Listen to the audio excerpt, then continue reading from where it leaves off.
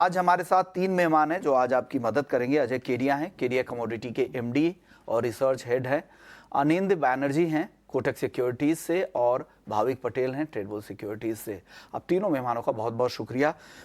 शुरुआत करते हैं चांदी के साथ। चांदी में आज जबरदस्त तेजी दिख रही है, 97,000 रुपए के बेहद करीब है चांदी, करीब 2.25% की तेजी है। अनिंद सर, क्या लग रहा है आपको? आज तो जोरदार तेजी है चांदी, क्या गोल्ड के मुकाबले ज्यादा बेहतर दिख रही है चांदी? हाँ, नमस्कार विश्व मोहन जी। नमस्कार सर। सर देखिए, चांदी एक्चुअली मतलब गोल्ड के मुकाबले काफी अच्छा परफॉर्म कर रहा है बिकॉज दो फैक्टर की वजह से। एक तो जो सीज फायर हुआ है बिटवीन चाइना और यूएस के बीच, इसको मैं सीज फायर ही बोलूंगा फॉर 90 डेज। तो उसके कारण बेस मेटल्स में एक तेजी हुआ है, और प्लस इक्विटी मार्केट्स में भी तेजी है, एशियन इक्विटीज में, तो जिसका एक पॉजिटिव इम्पैक्ट सिल्वर में देखा गया है।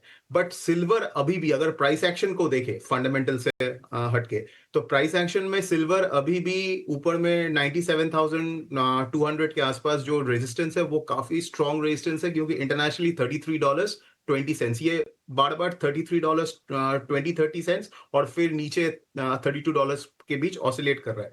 हम लोग के हिसाब से ये एक कंसोलिडेशन है, और फाइनली इसमें ब्रेकआउट आएगा और $35 या उसके ऊपर ये जाने का गुंजाइश है। बट ये कंसोलिडेशन में अगर किसी को इंट्राडे ट्रेडिंग करना है तो अभी फिलहाल ये रेजिस्टेंस के आसपास आ रहा है, तो यहाँ पे खरीदारी सही नहीं रहेगा, वेट करना चाहिए। क्योंकि जो सपोर्ट है 96,000 है, उसके बाद है 93,000 जो बड़ा बड़ा सपोर्ट्स है, तो it is better to wait. Pull back आएगा तो वहां पे खरीदिए चांदी। तो आप क्या सलाह दे रहे हैं, सोना या चांदी, क्या खरीदना चाहिए? और गोल्ड पर भी अपनी राय दे दे। नमस्कार विष्णु जी। देखिए, अगर सोने और चांदी दोनों की बात की तो पहले भी मैंने कहा था कि मुझे ज्यादा बड़ी तेजी दिखाई नहीं देती। $3500 के बाद मार्केट एक तरह से क्रैश का रूप ले चुका है। कल हमने 4% की बड़ी गिरावट देखी है, बट एक चीज देखी गई है, पिछली बार भी जब हमने करेक्शन आते हुए देखा तो 92,000 का एक अच्छा सपोर्ट मिल गया था। और अभी भी हम देख रहे हैं, कल की बड़ी गिरावट के बाद भी अगर हम देखें तो प्राइसेस ने कहीं ना कहीं 92,000 का एक स्ट्रॉन्ग सपोर्ट एक तरह से होल्ड करके चल रहा है। तो मुझे लगता है हाँ, थोड़ा बहुत हम आज के डेट में जो जंप देख रहे हैं उससे उत्साहित होकर लेके काम नहीं करना चाहिए, बिकॉज अभी भी ओवरऑल जो ट्रेंड दिखाई दे रहा है चार्ट्स के ऊपर वो काफी वीक दिखाई दे रहा है। कल के सेशन में भी हमने जो गिरावट देखी थी, यहाँ पे हमने 92,450 का लो देखा है। तो आज जस्ट ये टेक्निकल रिट्रेसमेंट है, जो मैं पहले भी कह रहा था। यूएस चाइना कहीं ना कहीं सीज फायर की तरफ है। रशिया यूक्रेन का आज मॉर्निंग में भी अपडेट आया है कि वो सीज फायर के लिए बैठक करने के लिए तैयार है। वहीं ईरान का भी जो न्यूक्लियर डील है वो भी कंप्लीट होने जा रही है। सीएफटीसी की जो रिपोर्ट आई है इस शनिवार को, वहां पे लॉन्ग पोजीशंस कम हुई है। तो ये सारे फैक्टर मुझे लगता है कि अनदर एक क्रैश की तरफ गोल्ड तैयारी कर रहा है। तो मेरा मानना है कि ऊपर में 93,900 94 के करीब अगर मिले, बिकवाली करके चलिए। 94 300 500 के आसपास का स्टॉप लॉस रखिए। इमीडिएट टारगेट इंट्राडे का 93 200 का है, बट अगले 15 दिन के अंदर अगर हम देखते हैं तो प्राइसेस 91,000 के करीब जाता हुआ दिखाई देगा। ओवरऑल ध्यान मंद है। लेकिन इसी के विपरीत अगर चांदी की अगर बात करें तो गोल्ड सिल्वर रेशियो इस वक्त 100 के करीब ही ट्रेड कर रहा है। हालांकि कल भी हमने गोल्ड में 4% की गिरावट देखी, बट चांदी 2% पे ही रह गई थी। तो जो फॉल जो आएगा गोल्ड में वो सीवियर रहेगा, लेकिन चांदी को कहीं ना कहीं यूएस और चाइना का जो कंसर्न था वो कम होने की वजह से थोड़ा सपोर्ट मिलेगा। तो आई थिंक चांदी में हाँ, सोने की गिरावट की वजह से चांदी में भी गिरावट दिखेगी, बट उतनी इंटेंसिफाई नहीं रहेगी। तो यहाँ पे चांदी में इंट्राडे के लिहाज से आप बेच के चलिए। 97,500 में 96,000 का टारगेट रहेगा, या बेटर रहेगा 97,000 का पुट लेके चलिए 2800 में, जो 3600 का लेवल दिखा दे। बट लॉन्ग टर्म के लिए जो बाइंग करनी है उसके लिए थोड़ा वेट करना पड़ेगा। 15-20 दिन मुझे लगता है मार्केट में गिरावट बढ़ सकती है। तो गोल्ड क्या 90,000 के नीचे आ सकता है क्या केडिया जी? गोल्ड मुझे लगता है कि 90 भी तोड़ देगा, और नीचे में 85 तक के भी लेवल मुझे लगता है कि Q3 के अंत तक जाएगा। बिकॉज जो एग्रेसिव रेट कट की भी एक्सपेक्टेशन थी वो मुझे लगता है फेड आउट होते हुए दिखाई देगी, या इन्फ्लेशन के नंबर जो आएंगे वो थोड़ा और क्लैरिटी देंगे। 2.8 की जगह मेरा मानना है कि 3 का लेवल आराम से क्रॉस कर जाएगा, जिसके चलते जो एग्रेसिव रेट कट है वहां पे पॉज सुनने में आएगा। तो आई थिंक 90 आराम से तोड़ता हुआ दिखाई देगा। रुपए में भी मजबूती है जो डोमेस्टिक गोल्ड को दबाव में ही रखेगा।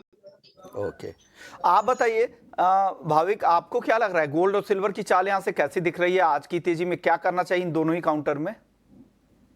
गुड मॉर्निंग विश्वमन जी। गुड मॉर्निंग देखिए सर। जैसे केएफजी ने भी बताया 92,000 पहले भी हमने देखा कि वहां से ही सपोर्ट लेके 97 तक आया है। कल भी अगर हम देखें तो गिरावट के बाद 92,000 जो है वो सपोर्ट लिया है, तो मुझे कहीं ना कहीं लग रहा है कि 92,000 एक स्ट्रॉन्ग सपोर्ट है। उसके नीचे जाता है तो डेफिनेटली एक अच्छा करेक्शन देखने को मिल सकता है। हालांकि कल हमने एक स्ट्रॉन्ग डाउनसाइड रैली के बाद लग रहा है कि आज के दिन थोड़ा बहुत जो शॉर्ट है वो ज़रूर से कवर हो सकता है, तो वो एक प्ले आउट करके चल सकते हैं। जस्ट इंट्राडे के पर्पज़ से मुझे लग रहा है एक बार 93,000 का जो कॉल ऑप्शन है वो बाय कर सकते हैं 1700 के करीब। 1550 के स्ट्रिक्ट स्टॉप लॉस है और 1950 का टारगेट रहेगा। चाँदी की बात करें तो चाँदी में जैसे हमने देखा कि अभी गोल्ड सिल्वर रेशियो जो है वो एक्सपेक्ट कर रहा है कि आगे जाके आई थिंक चाँदी थोड़ा और आउट परफॉर्म कर सकती है, क्योंकि जो टैरिफ है वो कम हुई है, जिसकी वजह से इकोनॉमी है वो थोड़ी एक्सपांड होगी, जो सिल्वर के लिए बेहतर रहेगी। तो इंट्राडे आज हमने देखा कि एक स्ट्रॉन्ग रैली चांदी में देखने को मिली है, तो आई थिंक थोड़ा डिप मिलता है। 97,000 कॉल ऑप्शन जो 2700 के करीब आता है तो ही बाय कर सकते हैं 3200 के टारगेट के लिए, और 2400 का स्टॉप लॉस रहेगा।